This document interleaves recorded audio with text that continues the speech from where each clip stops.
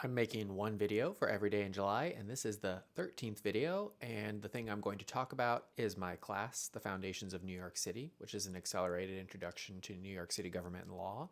I've been teaching it for more than 3 years now, but the iteration that's going to start in September, which will run for, I think it will just run for 12 weeks, will be different than the iterations I've run before.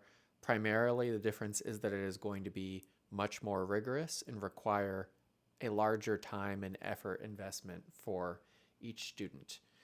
So I'm trying to figure out the best way to prepare all applicants for that, make sure they know what they're getting into, and then to relentlessly support them as they go through the class. Because the way that I've taught the class up until this point generally assumes, so the in-class material assumes no one has done any of the homework.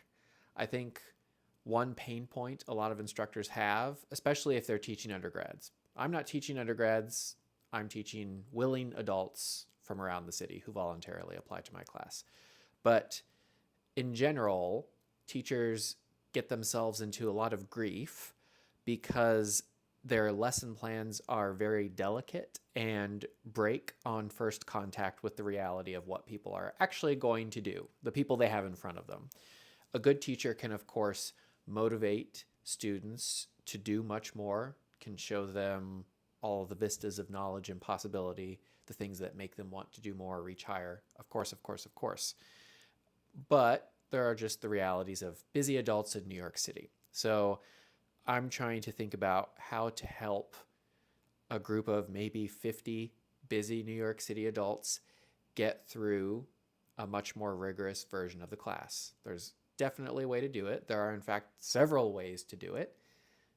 But this is just something that I'm thinking about. Because the other thing is, I think a lot of people want a much more rigorous version of the class. That's not up for dispute. I think a lot of people will apply, as they have been.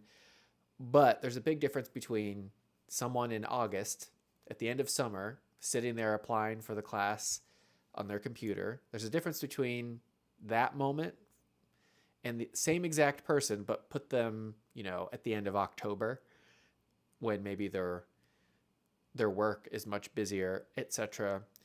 Their intention has been to commit to the class, but their life will have moved on anyway, and almost inevitably will have gotten more busy. So how do you help those people? This is what I'm thinking about. So this is the 13th video.